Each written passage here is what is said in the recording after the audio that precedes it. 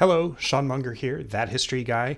Historical context of the James Bond movies. This is number 2, From Russia with Love.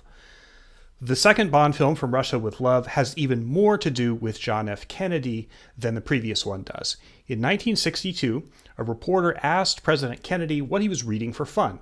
Presidents have often shared their reading lists with the press and the public, and on his list was Ian Fleming's 1957 novel, From Russia with Love.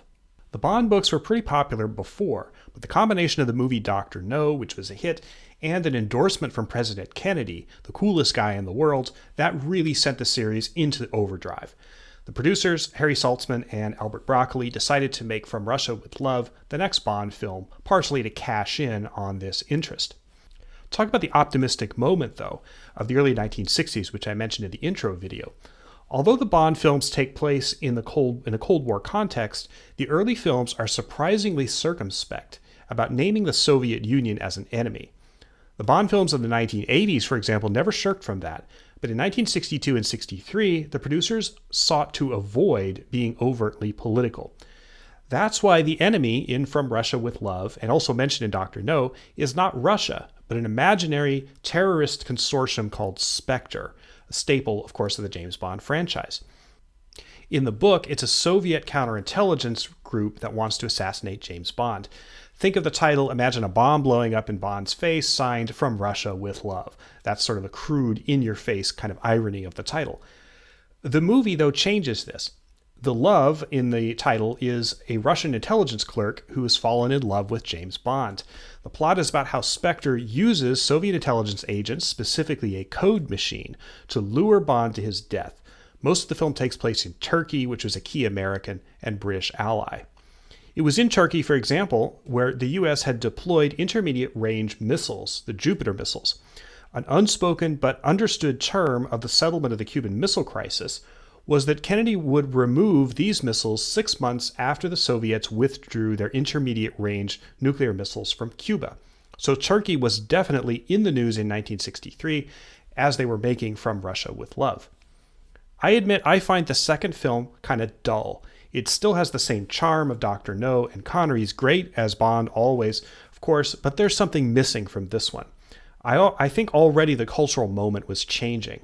And to a certain extent, Dr. No was lightning in a bottle. You aren't going to get that twice.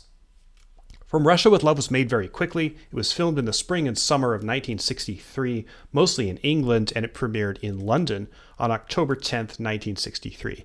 At that time, the government of British Prime Minister Harold Macmillan, that government was in crisis. There was a sex scandal going on called the Profumo Affair, where Macmillan's Secretary of State for War, John Profumo, was found to be having an affair with a young woman who was also rumored to be having an affair with a Soviet agent. A real-life scenario which would not have been out of place in a Bond film. It was quickly bringing Harold Macmillan's government to an end. Macmillan himself was suffering from health problems, and in fact, on October 10th, 1963, the very day that From Russia with Love was released, he was having a prostate operation. His health issues gave him cover to resign more gracefully than he otherwise might have, and Macmillan stepped down as British Prime Minister on October 18th, succeeded by Alec Douglas Home. From Russia with Love was a gigantic hit, the top-grossing movie of 1963 in Britain, and was similarly popular in the United States.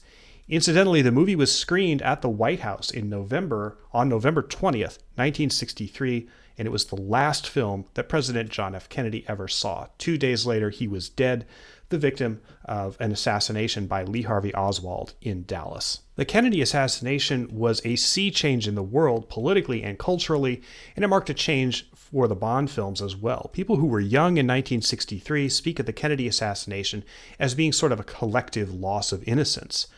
You see this reflected in the Bond films, which change after From Russia with Love. There's still plenty of fun and lighthearted spy adventure to come, but the later films don't really play off the same sense of optimism that coexisted together with genuine fear, especially of nuclear war, that was in the air in the early 1960s. In the next video, we'll go on to perhaps the quintessential Bond film, Goldfinger. Thanks.